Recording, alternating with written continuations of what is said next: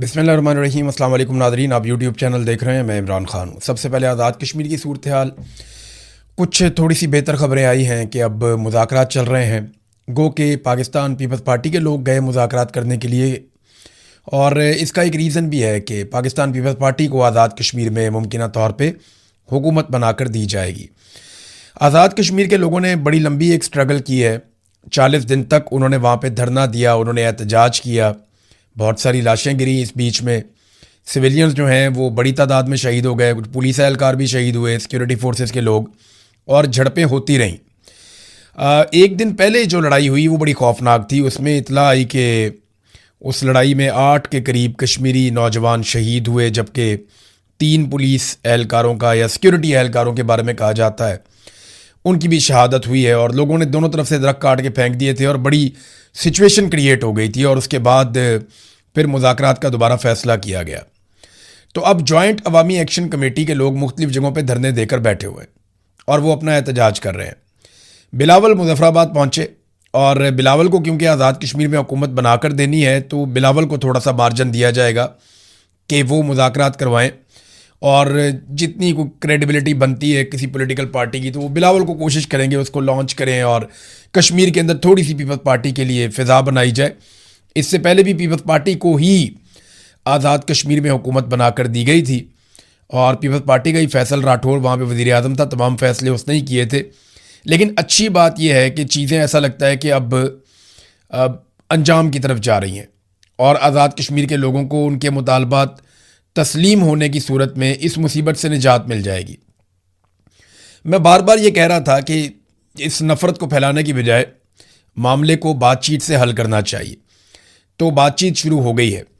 अब इसमें जो जॉइंट अवामी एक्शन कमेटी है उन्होंने फील्ड मार्शल आसिम मुनीर का भी नाम लिया है। पहले देख लेते हैं कि उन्होंने क्या कहा। उनका जो बयान है वो मैं आपके सामने रख देता हूँ। जॉइंट अवामी एक्शन कमेटी ने कहा कि तवील मुज़ाकरात के बाद क़यादत की जानिब से लॉन्ग मार्च को आलमी तौर पर मुलतवी करने का बाज़ाब्ता ऐलान कर दिया गया है।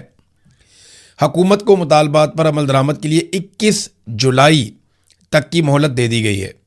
यानी आज जब आप ये वीडियो सुन रहे हैं तो 16 जुलाई है, अभी 5 दिन मज़ीद बाकी हैं, तो 21 जुलाई तक की मोहलत दी गई है।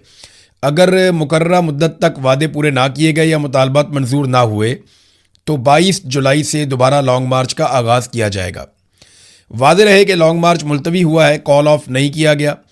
तमाम जारी जो धरने हैं वो हस्बे साबिक बरकरार रहेंगे और अवामी जदोजहद जारी रहेगी। ये फ़ैसला तहरीक के इख्तिताम का नहीं बल्कि मुज़ाकरात को एक मौका देने का फ़ैसला है।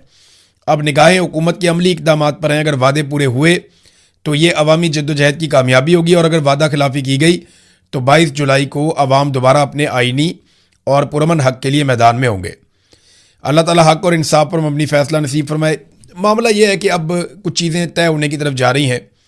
उसका रीज़न ये है, ना तो आज़ाद कश्मीर के अवाम पीछे हटते हैं और ना इस्टेब्लिशमेंट अपने मौक़िफ़ से पीछे हट रही थी। मसला ज़्यादा आकर फंसा हुआ था 12 नशिस्तों पर। तो वो जो 12 नशिस्तें हैं वो गले की हड्डी बनी हुई है। इस्टेब्लिशमेंट को ये पता है कि इन 12 नशिस्तों के ज़रिए से ही बड़े आराम से आज़ाद कश्मीर में हुकूमत बनाई जा सकती है। अब क्योंकि पाकिस्तान तहरीक इंसाफ भी इलेक्शन से बाहर चली गई है और कलअदम होने के बाद जॉइंट अवामी एक्शन कमेटी भी इलेक्शन नहीं लड़ सकती, तो ये सिचुएशन अब इस्टेब्लिशमेंट के लिए उतनी बुरी नहीं है। धांधली वादली करके पीपल्स पार्टी को हुकूमत बनाकर दी जा सकती है। अब इसमें एक और जो डेवलपमेंट है वो मैं आपके सामने रखता हूँ, जिसमें जॉइंट अवामी एक्शन कमेटी ने कहा कि उन्होंने फील्ड मार्शल आसिम मुनीर को मौजूदा हालात के तनाजुर में 13 जुलाई को एक ख़त लिखा था, और 14 जुलाई 2026 को उनको वो ख़त मिला था, और तमाम हालात उन्हें बताए गए थे आसिम मुनीर साहब को। और उन्होंने फौरी तौर पे जनाब सैयद कमर रज़ा साहब, चेयरमैन ओवरसीज़ पाकिस्तानी फाउंडेशन को अपना नुमाइंदा मुकर्रर करते हुए जम्मू कश्मीर जॉइंट अवामी एक्शन कमेटी की तरफ भेजा। अब वो कहते हैं जनाब के जो मुज़ाकरात हैं वो 15 जुलाई को हुए, यानी कल के दिन में मुज़ाकरात हुए, और उन्होंने अपने मुतालबात सामने रखे और उनके ऊपर बड़ी डिटेल बातचीत हुई। अब जो कमर रज़ा साहब हैं, उन्होंने जो ओवरसीज़ फाउंडेशन के सरबराह हैं, उन्होंने कहा जी कि लॉन्ग मार्च आप रोक लें, और इस बात की उन्होंने यकीन दहानी करवाई कि तमाम मसाइल बातचीत के ज़रिए हल किए जाएंगे। तो अब 5 दिन का टाइम रख दिया गया है, धरने जारी रहेंगे, लॉन्ग मार्च नहीं किया जाएगा। ये है जनाब मामला। तो पीपल्स पार्टी भी इसमें आ गई, फील्ड मार्शल आसिम मुनीर का नाम भी इसके अंदर आ गया है। तो अब अंदर क्या चल रहा है वो मैं आपको बता देता हूँ। मेरी वहाँ पे जो मकामी सहाफ़ी हैं या जो ये जॉइंट अवामी एक्शन कमेटी के लोग हैं, जो लोग धरने में मौजूद हैं, उन लोगों के ज़रिए से जो मेरे पास इन्फॉर्मेशन पहुँची वो क्या है, ये अभी तक बस इतना है कि 12 नशस्तें जो मुहाजिरीन वाली हैं वो ख़त्म कर दी जाएँ, या कम से कम उनका ये इख्तियार ख़त्म कर दिया जाए कि वो आज़ाद कश्मीर में हुकूमत बनाएं या आज़ाद कश्मीर में हुकूमत गिराएं। तो कम से कम ये तो किया जाए। अब 6 नशस्तों को ख़त्म करने का मुतालबा तस्लीम कर लिया गया है। ये कहा गया कि 6 सीटें हम फौरी तौर पे ख़त्म कर देते हैं। हालांकि जो सुप्रीम कोर्ट है कश्मीर का वो ये फ़ैसला दे चुका है कि ये जो सीटें ख़त्म होंगी ये 2/3 अक्सरियत के साथ ही होंगी, ये उसके बगैर नहीं होंगी। लेकिन मैं आपको बताता हूँ ना, एस्टेब्लिशमेंट की ज़िद होती है सारी, और कोई चक्कर नहीं होता। जब वो चाहेंगे तो वो हो भी जाएगा, वैसे भी हो जाएगा। तो 6 नशस्तें वो कहते हैं जी ख़त्म कर दी जाएंगी। 6 नशस्तों का फ़ैसला इलेक्शन के फ़ौरन बाद हो जाएगा। और ये भी बात की जा रही है कि ये 6 नशस्तों का आने वाली हुकूमत में वोट होगा या नहीं होगा। यानी वज़रा आप इनको बना दें, लेकिन आप इनको वोट का हक़ ना दें। वज़ीर आज़म बनाने में या गिराने में आप इसको वोट का हक़ ना दें। अब यहाँ पे मामला फंसा हुआ है, बातचीत हो रही है, देखें नतीजा क्या निकलता है। एक और चीज़ जो बड़ी इंपॉर्टेंट है वो ये है कि कलदम का जो टैग लग गया जॉइंट अवामी एक्शन कमेटी के ऊपर, वो टैग ख़त्म किया जाए। जो लोग गिरफ्तार हुए हैं उनको फौरी तौर पर रिहा किया जाए, और जो संगीन नौइयत के मुकदमात बनाए गए हैं जॉइंट अवामी एक्शन कमेटी के लोगों पर, वो मुकदमात भी ख़त्म करवाए जाएँ। तो अगर ये चीज़ें हो जाती हैं तो मामला हल हो जाएगा। मामला बातचीत से ही हल होना चाहिए। आप जितनी मर्जी लड़ाई करें, अपनी आवाम से लड़ना कोई दानिशमंदी नहीं होती। बातचीत करें, मामले को हल करें, लोगों को उनके घरों में भेजें, कारोबार ज़िंदगी जो है मामूल के मुताबिक लाएं। अब जॉइंट अवामी एक्शन कमेटी की एक रिस्पॉन्सिबिलिटी है मेरी नज़र में। मुझे नहीं लगता कि मुझे आइडिया नहीं है कि वो क्या करेंगे इसके बारे में, लेकिन मेरी नज़र में उन्हें एक डिमांड रखनी चाहिए कि इलेक्शन को थोड़ा सा डिले करें, थोड़ा सा इलेक्शन को आगे ले जाएं, और वो अपनी जमात को बाकायदा एक पॉलिटिकल पार्टी के तौर पे इन इंतखाबात में उतारें। जितनी जॉइंट अवामी एक्शन कमेटी की इस वक्त मकबूलियत है, जितने वो ताकतवर हैं आज़ाद कश्मीर में, उन्हें शिकस्त देना बाकी पॉलिटिकल पार्टीज़ के लिए शायद मुमकिन नहीं होगा। तो बजाय इसके कि बाकियों की मिन्नतें करते रहें, उनके तरले करते रहें, बार बार सड़कों पर आकर बैठते रहें, मुतालबात करते रहें, टाइम ज़ाया करते रहें अपना भी लोगों का भी, इससे बहुत बेहतर है कि ये जो जॉइंट अवामी एक्शन कमेटी के लोग हैं आम कश्मीरी, वो इलेक्शन लड़ लें, और वहाँ तो पैसा भी नहीं लगेगा। आम कश्मीरी इलेक्शन लड़ें, पॉलिटिकल पार्टियों को शिकस्त दें, अपनी हुकूमत बनाएं, और अपनी हुकूमत बनाने के बाद आज़ाद कश्मीर के वो तमाम फैसले जो वो करवाना चाहते हैं वो खुद करें। मेरे ख्याल में ये होना चाहिए। 2 महीने का टाइम मांग लें इलेक्शन में, कोई बात नहीं, इलेक्शन थोड़ा आगे चला गया, पहले भी इलेक्शन आगे जाते रहे हैं, तो अगर इलेक्शन 2 महीने 3 महीने आगे भी चला जाएगा कोई फ़र्क नहीं पड़ेगा। अपनी जमात को लेकर आए इलेक्शन के, और अगर उनके लोगों ने कागजात नामजदगी जमा करवाए हुए हैं ऑलरेडी जॉइंट अवामी एक्शन कमेटी ने, तो फिर वो इलेक्शन लड़ भी सकते हैं, और वो इलेक्शन लड़ें, फिर भी लड़ें, लेकिन इलेक्शन ज़रूर लड़ें और मैदान को खाली ना छोड़ें। जॉइंट अवामी एक्शन कमेटी अगर आवाम की आवाज़ उठा रही है तो उसका सबसे बेहतरीन तरीका यह है कि वो अपने आप को पार्लियामेंट के अंदर लेकर जाए और वहाँ बैठकर आवाम की आवाज़ उठाए, चाहे वो अपोजिशन में हो चाहे वो हुकूमत में हो। तो ये मेरी गुजारिश है जॉइंट अवामी एक्शन कमेटी से। बहरहाल वो अपना फ़ैसला खुद ही करेंगे। नादरीन, फजलुर रहमान साहब जो हैं वो एक इनकलाबी रहनुमा के तौर पे सामने आ रहे हैं या आना चाहते हैं। हकीकत क्या है ये तो अल्लाह रब्बुल इज़्ज़त ही जानता है, क्योंकि दिलों की बात तो हम नहीं कर सकते, लेकिन ट्रैक रिकॉर्ड हम जानते हैं। फजलुर रहमान साहब जिस वक्त रिजीम चेंज ऑपरेशन के सबसे बड़े आलाकार बने हुए थे, जब फजलुर रहमान साहब जर्नैलों के कहने के ऊपर इमरान खान साहब की सरकार को गिरा रहे थे और एक जाली हुकूमत जो इंपोर्टेड सरकार है उसको लाकर मुसल्लत कर रहे थे, जिसमें अमेरिका का आशीर्वाद भी हासिल था इनको, तो उस वक्त भी फजलुर रहमान साहब एंटी एस्टेब्लिशमेंट बातें करते थे। उस वक्त भी फजलुर रहमान साहब ऐसी तकारीर किया करते थे जिससे ऐसा लगता था कि शायद फजलुर रहमान साहब इनकलाबी हैं, ताकि अवामी तायीद या अवामी हमायत उनके साथ रहे। तो अब हम नहीं जानते कि फजलुर रहमान साहब वाकई इनकलाबी हो गए हैं या एक नया खेल खेला जा रहा है। देखिए, इस तरह का स्टेटमेंट अगर इमरान खान दे देते या पाकिस्तान तहरीक इंसाफ का कोई और बंदा दे देता या कोई और ऐसी जमात जो वाकई में एंटी एस्टेब्लिशमेंट है वो ऐसा स्टेटमेंट देती, तो अब तक बेशुमार कार्रवाइयाँ हो जाती। लेकिन फजलुर रहमान और उनके लोग डटे हुए हैं। फजलुर रहमान साहब का एक नया स्टेटमेंट भी मंजर आम पे आया है और इसमें उन्होंने कहा जी पार्लियामेंट एस्टेब्लिशमेंट के घर की लौंडी है जिसकी अहमियत ख़त्म हो चुकी है। ऐवान नहीं, अब इस मैदान की हैसियत है। इसलिए ऐवान में हमारी 5 सीटें हों या 10 हों, इसकी परवाह किए बगैर जाली पार्लियामेंट को जूते की नोक पे रखते हैं। फजल रहमान साहब, ये पार्लियामेंट आज जाली नहीं हुई, ये पार्लियामेंट पहले दिन से जाली है। पहले दिन इनको फॉर्म 47 जारी किया गया था। आपकी अपनी सीट फॉर्म 47 पे है। नूर आलम खान जो आपका एमएनए है उसकी सीट फॉर्म 47 पे है और आपकी पार्टी को बहुत सारी चीजें फॉर्म 47 के मुताबिक मिली हैं। आपने सेनेट की सीट लेने के लिए फॉर्म 47 वाली गेम डाली, वहां पे भी आपने जालसाजी की और पाकिस्तान तहरीक इंसाफ की मखसूस नशिस्तें माले गनीमत के तौर पे आपने अपने पास रख ली। उस वक्त आपको जमहूरियत याद नहीं आई, जिस वक्त आप जर्नैलों के साथ मिलकर रजीम चेंज ऑपरेशन कर रहे थे। यानी जनरल बाजवा के साथ बैठकर आप इमरान खान की हुकूमत गिराएं तो वो जमहूरियत है, लेकिन आज आपके खिलाफ कोई बात करे तो वो जमहूरियत नहीं है। ये सारी कहानी है। मुझे लगता है कि एस्टेब्लिशमेंट फजल रहमान साहब को शायद लॉन्च कर रही है, मुझे ऐसा लगता है। ये गालम गलोच एक दूसरे के साथ करेंगे। हो सकता है फजल रहमान साहब के बंदों में थोड़ी बहुत सख्ती की जाए, फजल रहमान साहब को 4 दिन हो सकता है जेल में भी भेजा जाए, या हो सकता है कोई मुकदमात बनाए जाएं, थोड़ा सा माहौल बनाया जाए और इस माहौल के नतीजे में फजल रहमान साहब की खैबर पख्तूनख्वा में मकबूलियत ऊपर आ जाए और फिर अगले इलेक्शन में फजल रहमान साहब को फ़ायदा दिया जाए। ये भी मुमकिन है, क्योंकि देखिए अगर इमरान खान साहब की अगर मकबूलियत को इस वक्त कम करने की कोशिश करनी वो तो हो नहीं सकती, तो उनके मुकाबले में किसी और को अगर मकबूल बनाना है तो उसको एंटी एस्टेब्लिशमेंट बनाना पड़ेगा। तो एस्टेब्लिशमेंट ने जहां इतने सारे कड़वे घूंट पिए हैं वहां ये एक और कड़वा घूंट भी पी लें। यानी जर्नैलों से खुफिया मुलाकातें इन्होंने की, जुल्म के ऊपर इन्होंने खामोशी इख्तियार की, रजीम चेंज ऑपरेशन के मरकजी किरदार के तौर पर काम किया, मखसूस नशस्तें इन्होंने कबूल की, आइनी तरमीम के अंदर इन्होंने बार बार सहूलतकारी की, फॉर्म 47 इन्होंने कबूल किए और अब भी इक़्तिदार में हिस्से की लड़ाई है। जब इक़्तिदार में हिस्सा मिल गया तो फजल रहमान साहब खुश रहेंगे हमेशा, क्योंकि उनकी असूली से ज़्यादा वसूली की सियासत होती है, ये हम हमेशा देखते रहे। जावेद हाशमी साहब ने भी इंकशाफ किया, उन्होंने कहा जी फजल रहमान साहब से मेरी जब बात हुई थी तो उन्होंने क्या कहा था, ये ज़रा जावेद हाशमी साहब का जो स्टेटमेंट है आप वो भी आप देख लें। उन्होंने कहा मेरी जब फजल रहमान से बातचीत हुई थी कुछ अर्सा पहले, तो अभी उन्होंने तकरीर की है, उनकी जमात ने उनके मौक़िफ़ की तायीद की है। फजल रहमान से मेरा कोई ताल्लुक़ नहीं है, उनके वालिद से मेरा एक ताल्लुक़ था, कुरान सुनता रहा मैं उनके कदमों में बैठ के। तो मौलाना साहब ने बात तो सच की है, लेकिन परवीन शाकर का एक शेर याद आता है कि बात तो सच है मगर बात है रुसवाई की।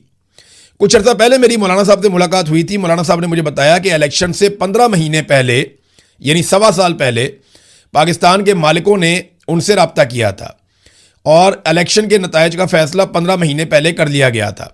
उस वक्त फजल रहमान साहब नहीं बोले। जब पाकिस्तान के मालिक या जर्नैल फजल रहमान साहब से रब्ता करके इलेक्शन से 15 महीने पहले ये बता रहे थे कि जनाब इलेक्शन के ये नतायज आने हैं, उस वक्त नहीं इन्होंने पोल खोला कि जनाब इलेक्शन तो पहले से ही रिग हो गया। लेकिन जावेद हाशमी साहब को वो ये बता रहे हैं बाद में। फिर फजल रहमान साहब की क्योंकि 15 सीटें बताई गई थी, वो 5 निकली बाद में, तो उनको बड़ा प्रॉब्लम हो गया उसके साथ। फिर उन्होंने एक और बात की फजल रहमान साहब ने और महमूद अचकज़ई साहब ने बताई कि 50 अरब रुपए में असम्बली की नशिस्तें फ़रोख्त की गई हैं। तो इस तरीके से अगर 2 नंबरी हो रही है जो जावेद हाशमी साहब ने भी अब बेनकाब की है, तो अगर यही इलेक्शन करवाने हैं तो आज़ाद कश्मीर में भी ना करवाएं, आपस में ही फैसला कर लें कि जिसको बिठाना है जिसको नहीं बिठाना। फजल रहमान साहब ने हमेशा यहूदी का कार्ड खेला, मज़हब का कार्ड खेला अपने मुखालिफिन के ख़िलाफ़। ख़ास तौर पे इमरान खान को हमेशा यहूदी का एजेंट कहा फजल रहमान साहब ने, और यहाँ फजल रहमान साहब को उसी सूरत हाल का सामना करना पड़ा जब मुस्लिम लीग नून के रहनुमा रज़ा हयात हराज ने यह स्टेटमेंट दिया कि फजल रहमान ने रॉ और मूसाद के एजेंडे को आगे बढ़ाया है। यानी जो इल्ज़ामात फजल रहमान साहब दूसरों पे लगाते थे आज उनके अपने ऊपर लग रहे हैं। लेकिन कोई फिक्र की बात नहीं है, फजल रहमान साहब इन मामलात से बड़े आराम से निकल जाएंगे। और जिन लोगों को लग रहा है कि कोई मुश्किल है, नहीं, ये फजल रहमान साहब थोड़े से लेकर गई है। और अगर पीपल्स पार्टी ये सुलह करवा लेती है और बिलावल के साथ खड़े होकर जॉइंट अवामी एक्शन कमेटी के लोग ये कहते हैं कि हमारे मामला तय हो गए हैं, तो पीपल्स पार्टी के लिए आज़ाद कश्मीर का ग्राउंड खुल जाएगा। फिर वो बड़े आराम से, धांधली तो उनके लिए होनी है, मिलिट्री एस्टेब्लिशमेंट उनके साथ है, तो फिर वो बड़े आराम से अपनी सीटें जीत लेंगे। जबकि पंजाब में जो 12 सीटें हैं मुहाजिरीन वाली, जिस पे ख्वाजा साद रफीक कंपेन कर रहे हैं आजकल, वहां से वो ज़्यादा सीटें जीत कर तो ये अपना इक़्तिदार इकट्ठा कर लेंगे। लेकिन क्या ज्वाइंट अवामी एक्शन कमेटी इन 12 नशस्तों वाले मामले पर कंप्रोमाइज़ करेगी? यह है बड़ा सवाल।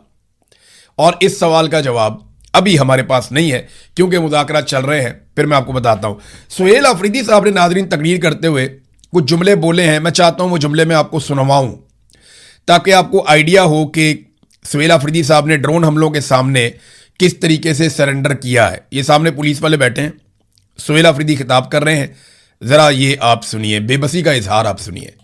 उनके खिलाफ देखिए, पहले ये तनकीद करते थे ड्रोन हमलों पे, पहले ये टारगेट करते थे ड्रोन हमले नहीं होने चाहिए, ड्रोन हमले गलत हैं। अब वो अपनी तनकीद को मोड़ कर ले आए हैं कि ड्रोन हमलों के लिए जो लोग इन्फॉर्मेशन देते हैं वो लोग गलत हैं। पहले कहते थे ड्रोन हमले पे एफआईआर होनी चाहिए, अब वो कहते हैं कि जो ड्रोन हमलों के लिए गलत इन्फॉर्मेशन देते हैं उनके ऊपर एफआईआर होनी चाहिए। तो क्या कोई उनके ऊपर एफआईआर करेगा? किसी में हिम्मत है? यानी ड्रोन हमले पे एफआईआर देना तो बहुत दूर की बात है। जब ये साहब आए थे सुहेल अफरीदी साहब और उन्होंने कहा था कि ये वज़ीर आला बनने के बाद ड्रोन हमले रुकवाएंगे और इनका दावा था कि ड्रोन हमलों के ऊपर एफआईआर भी होंगी, इनके सारे लोग भी यही कह रहे थे, तो उस वक्त हमें लग रहा था कि शायद ये कर पाए, लेकिन एक भी एफआईआर ड्रोन हमले के खिलाफ नहीं कर पाए। अब वो बेबसी का इजहार कर रहे हैं कि ड्रोन हमले तो अपनी जगह, जो बंदा गलत इंफॉर्मेशन देता है जिसकी बुनियाद के ऊपर मासूम लोग मारे जाते हैं, इंफॉर्मेशन देने वाले पर भी एफआईआर देने की जुर्रत नहीं है, हिम्मत नहीं है। तो ये एक लेवल का सरेंडर है। इमरान खान होते तो शायद वो हिम्मत दिखा देते, उन्होंने माजी में भी ड्रोन हमले बंद करवाए थे, हो सकता है वो करवा देते, लेकिन सुहेल अफरीदी साहब ने अमली तौर पे हाथ खड़े कर दिए हैं। हाथ तो नाज़रीन खड़े हैं, ये आप देखें खबर, ये मारे मईशत हैं, बहुत बड़े मईशतदान हैं हसन जफर साहब, इन्होंने कुछ इंकशाफात किए और ये बड़े अहम इंकशाफात हैं। वो ये कहते हैं कि पिछले साल स्विट्ज़रलैंड में जो ड्यूस कॉन्फ्रेंस हुई थी उसमें हमारे जो हुक्मरान गए थे पाकिस्तान के, उन्होंने दुनिया के सामने पुराना रोना धोना शुरू कर दिया, जनाब हमारे यहाँ सिक्योरिटी के मसाइल हैं। तो इन्हें जवाब दिया गया आपके सिक्योरिटी के मसाइल अर्जेंटाइन और मैक्सिको से ज़्यादा बड़े नहीं हैं। उन्होंने बहाना बना रखा है कि सिक्योरिटी मसाइल की वजह से मईशत आगे नहीं बढ़ रही, ना नौमन तेल होगा, ना राधा नाचेगी, ना सिक्योरिटी ठीक होगी और ना ही मईशत ठीक होगी। तो हम इसको एक बहाने के तौर पे भी इस्तेमाल करते हैं, ये हमारे मईशियात बता रहे हैं और हम दुनिया को जाके बार बार ये कहते हैं। फिर उन्होंने कहा कि हुकूमत को ये वाज़े तौर पे ऐलान कर देना चाहिए कि हम डिफ़ॉल्ट कर चुके हैं, और इसका उन्होंने सबूत भी पेश कर दिया। उनका यह दावा है कि पाकिस्तान डिफ़ॉल्ट कर चुका है, लेकिन हुकूमत इसे तस्लीम नहीं कर रही। हुकूमत को ऐलान कर देना चाहिए कि हम डिफ़ॉल्ट कर चुके हैं, क्योंकि डिफ़ॉल्ट की सारी निशानियां पूरी हो चुकी हैं। अगर आपका कर्जा जीडीपी का 50% हो जाए तो यह डिफ़ॉल्ट की अलामत है, जबकि हमारा कर्जा जीडीपी का 70% हो चुका है। यह जरा आप समझिए, जो कौमी पैदावार होती है ना, कुल पैदावार, कि एक साल में आपने क्या कुछ बनाया, कितने का बनाया, या सर्विसेज पे पैसे मिला लें आप, जो कुछ भी आप पैदा करते हैं, चाहे अजनास हैं, चाहे इंडस्ट्री है, चाहे कुछ भी है, चाहे सर्विसेज हैं, जितना कुछ आप जनरेट करते हैं एक साल में, उसको जीडीपी कहते हैं। अगर किसी मुल्क की तमाम पैदावार या कौमी पैदावार पूरे मुल्क की जो है, जिसको जीडीपी कहते हैं, उसका आध में उसका कर्जा हो जाए ना, तो वो डिफॉल्ट हो जाता है। लेकिन हम 70% तक हमारा कर्जा पहुंच गया है हमारे टोटल जीडीपी के। तो पाकिस्तान को अनाउंस करना चाहिए, वो ये कह रहे हैं हसन जफर साहब। लेकिन पाकिस्तान डिफॉल्ट का इसलिए भी ऐलान नहीं कर रहा कि हमारा ग्रे एरिया बहुत बड़ा है, यानी पाकिस्तान जो है उसके और भी बड़े मसाइल हैं। और डिफॉल्ट अगर ये इस वक्त ऐलान कर देते हैं तो आसिम मुनीर साहब का मुकम्मल सरेंडर अनाउंस हो जाएगा कि मईशत में पूरी तरह नाकाम हो गए, क्योंकि एक भी फील्ड में आसिम मुनीर साहब कामयाब नहीं हुए। ये मैंने आपको बताया, मुकम्मल फेलियर हो चुका है मौजूदा रजीम का। और ये पूरी कहानी आपको इन दो जुमलों में, जो अभी हसन जफर साहब के मैंने आपको बताए, मईशत के माहिर हैं, वो ये बता रहे हैं किस तरीके से हम सिक्योरिटी के बहाने बनाकर दुनिया को कहते हैं कि हम पैसे नहीं दे सकते, या हमारे हालात बहुत ख़राब हैं, हमारी मदद करें। और दूसरा, हम डिफ़ॉल्ट कर चुके हैं लेकिन हुकूमत अनाउंस नहीं कर रही, ये बात भी इन्होंने क्लेम किया। देखिए, डिफ़ॉल्ट तो आपने करना है, जो आपकी पॉलिसियाँ, जो आपकी हरकतें।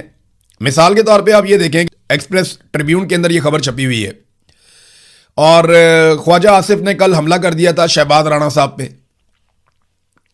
ये जर्नलिस्ट हैं और ये खबरें देते हैं। अब बजाय खबरें पढ़ के मुल्क को ठीक करने के, ये सहाफ़ियों के ऊपर हमला कर रहे हैं। जनाब, आपकी खबरों की वजह से सरमायाकारी नहीं आ रही। ख्वाजा आसिफ साहब, आपकी और एस्टेब्लिशमेंट की करतूतों की वजह से सरमायाकारी नहीं आ रही। शहबाज राणा की खबरों का इसमें कोई कसूर नहीं है बेचारे की। वो तो जो खबर होती है वो दे देते हैं, आपका मौक़िफ़ आता है वो भी बयान कर देते हैं। वो तो एक बहुत बैलेंस्ड अप्रोच के साथ चल रहे हैं। लेकिन आपकी हुकूमत बैलेंस्ड नहीं है। आपने जो घटिया पॉलिसियां बनाई हैं आपने और एस्टेब्लिशमेंट ने, उनकी वजह से पाकिस्तान में सरमायाकारी नहीं आ रही। शहबाज राणा के ऊपर चढ़ाई करने की कोई जरूरत नहीं है, ना उनका कोई कसूर है। अब देखें ना, उनकी ये खबर आप देखेंगे, पीआईए जो है ये वैसे तो बिका था 10 अरब रुपए में, 10 अरब इन्होंने पहले दिया था, पीआईए इनके हवाले हो गया था, कुछ पैसे बाद में दिए। मैंने आपसे कहा था ना कि पीआईए के असासी हिस्से ज्यादा हैं। 14.2 अरब रुपए की सिर्फ प्रॉपर्टीज हैं जो पीआईए के साथ गई हैं। 14.2 अरब रुपए की। अब मुनाफा चेक करें कैसा हुआ। क्या किसी को ऐसा मुनाफा मिलता है? जब 10 अरब रुपया दिया तो 14.2 अरब रुपए की प्रॉपर्टीज आ गई, और इसके अलावा लगभग 8 से 10 अरब रुपए के स्पेयर पार्ट्स आ गए। जहाज उसके अलावा हैं जो बहुत बड़ी तादाद में है, दर्जनों जहाज हैं। इंटरनेशनल एयरलाइन है तो उसके रूट्स भी हैं, वो भी साथ दे दिए। उसकी गुडविल है, वो भी साथ दे दी। उसका स्टाफ है, बेशुमार चीजें दे दी। और दे दी कैसे? औने पौने। और दी किसको? फौजी फाउंडेशन और उनके जो हमायती हैं या उनके साथ जो उनका एक ग्रुप बना हुआ है, उनको दे दी गई। मौजा ही मौजा। मैं आपको एक और चीज दिखाता हूं, ये जरा देखें आप। पाकिस्तान में अदलिया की करप्शन के ऊपर एक आलमी तंजीम ने स्टेटमेंट जारी किया है। लेकिन पहले मैं आपको अदलिया का एक और कारनामा बताता हूं। आपने ये अभी फैसला देखा होगा, लोग बड़े खुश हो रहे थे, काजी फायद ईसा को बुरा भला कह रहे थे कि मुनाल वाला फैसला काजी ने गलत दे दिया। अतर मिनुल्लाह ने भी इसके ऊपर फैसला दिया हुआ है माजी में। यह कहानी है क्या, मैं आपको बताता हूं।